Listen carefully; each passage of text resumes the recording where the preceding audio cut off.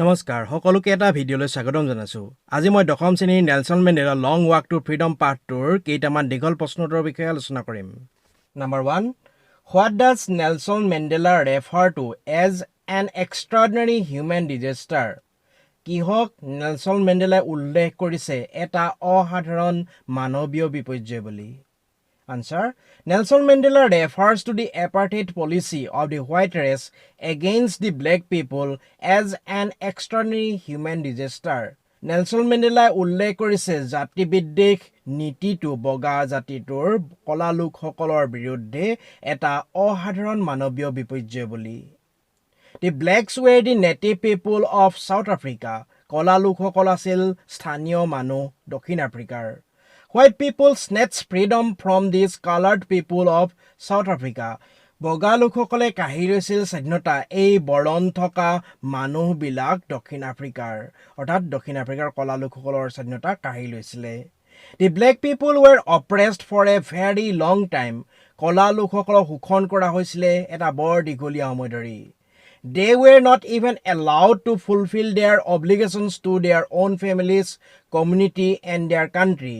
তেওঁলোকক আনকি দিয়া হোৱা নাছিল পূৰ্ণ কৰিবলৈ তেওঁলোকৰ দায়িত্ববোৰ তেওঁলোকৰ নিজৰ পৰিয়াল, সম্প্ৰদায় আৰু তেওঁলোকৰ দেশখনৰ প্ৰতি।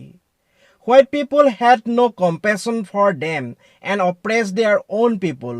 বগা লোকসকলৰ কোনো সহানুভূতি নাছিল তেওঁলোকৰ প্ৰতি আৰু শোষণ কৰিছিল তেওঁলোকৰ নিজৰ মানুহবোৰকে।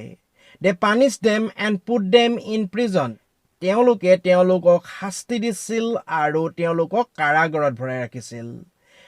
The blacks were outlaws. কলা লোকসকল আইনৰ পৰা বাহিৰত আছিল, অৰ্থাৎ আইনেও তেওঁলোকক ৰক্ষা কৰা নাছিল। Their freedom was curtailed. তেওঁলোকৰ স্বাধীনতা কাটি দিয়া হৈছিল। The black people lived the life of a slave. কলা লোকসকলে বাস কৰিছিল এটা দাসৰ জীৱন।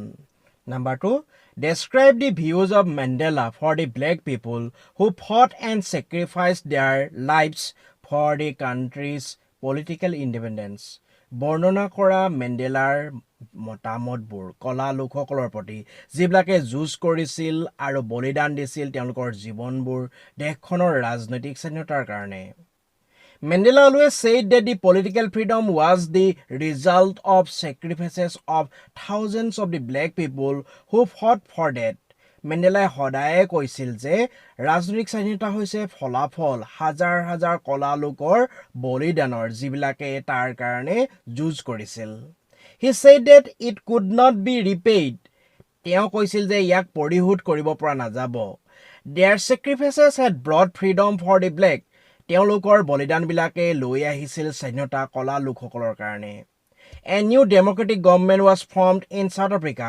এখন নতুন গণতান্ত্ৰিক চৰকাৰ গঠন কৰা হৈছিল দক্ষিণ আফ্ৰিকাত। He thought himself as the sum of all those African patriots. তেখেতে ভাবিছিল নিজকে সেই আফ্ৰিকান স্বদেশপ্ৰেমী লোকসকলৰ এটা গোট বুলি। He regretted that he could not thank them because they had died already. তেওঁ অনুশোচনা কৰিছিল যে তেওঁলোকক কৃতজ্ঞতা প্ৰকাশ কৰিব নোৱাৰে কাৰণ তেওঁলোকে ইতিমধ্যে মৰিল। He thought that the oppression and brutality of the white people produced great freedom fighters like Oliver Tambo, Walter Sisulu, Luthuli, Dado, Fisher Chibugwe, and many more. তেখেতে ভাবিছিল যে শোষণ আৰু নিষ্ঠুৰতা বগা লোকসকলে সেইবিলাকে উৎপন্ন কৰিছিল মহান স্বাধীনতা যুঁজাৰু যেনেকৈ অলিভাৰ টাম্বো, ৱাল্টাৰ চিচুলু, লুথুলু, দাদো, ফিচাৰ চিবুগুৱে আৰু বহুতো। They were the men of courage, wisdom, and large-heartedness. তেওঁলোক আছিল মানুহ, সাহস, জ্ঞান আৰু বহল হৃদয়ৰ। They really suffered a lot for the political freedom of the country. তেওঁলোকে যথেষ্ট কষ্ট ভুগিছিল দেশখনৰ ৰাজনৈতিক স্বাধীনতাৰ কাৰণে। How was Mandela's concept of freedom was different in boyhood and youth than what it was in his mature age? How were transitory freedoms changed into his hunger for the freedom of his people? কেনেদৰে মেণ্ডেলাৰ ল'ৰালিকাল আৰু ডেকাকালৰ স্বাধীনতাৰ ধাৰণাটো বেলেগ তেখেতৰ পুৰঠ বয়সতকৈ? কেনেধৰণে তেখেতৰ অস্থায়ী স্বাধীনতাবোৰ সলনি হৈ গৈছিল তেওঁৰ মানুহৰ স্বাধীনতাৰ ভোকলৈ, অৰ্থাৎ তীব্ৰ আকাংক্ষালৈ? Nelson Mandela was not born with a hunger to be free.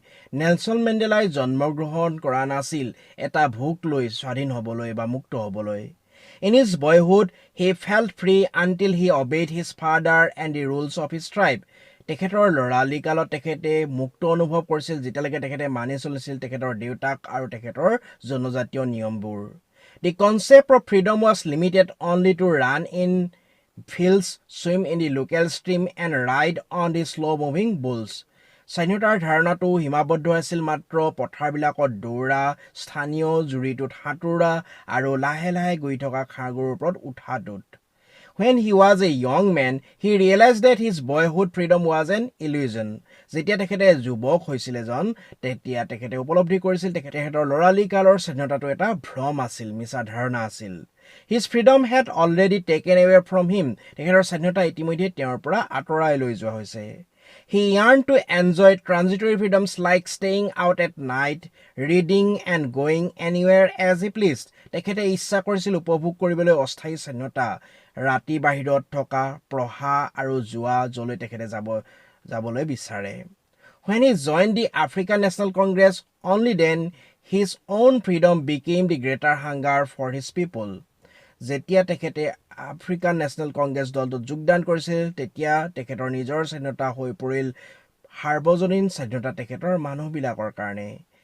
He desired that his people should live their lives with dignity and self-respect. তেখেতে ইচ্ছা কৰিছিল তেখেতৰ মানুহবিলাকে বাস কৰিব লাগে তেওঁলোকৰ জীৱনবোৰ মৰ্যাদা আৰু আত্মসন্মানেৰে। This hunger for freedom forced him to be a rebel and live in secrecy away from his family. স্বাধীনতাৰ এই ভোকে তেখেতক বাধ্য কৰিছিল এজন বিদ্ৰোহী হ'বলৈ আৰু গুপ্তভাৱে বাস কৰিবলৈ তেখেতৰ পৰিয়ালৰ পৰা আঁতৰি থাকি। 4. What does Mandela mean to say that the oppressor and the oppressed alike are robbed of their humanity? মেণ্ডেলাই কি অৰ্থ কৰিছে যেতিয়া কৈছে শোষণকাৰী আৰু শোষিত একেই ধৰণে তেওঁলোকৰ মানৱীয়তাটো ডকাইতি কৰা হৈছে, মানৱীয় গুণটো আঁতৰাই দিয়া হৈছে? Mandela is right in saying that both the oppressor and oppressed must be liberated.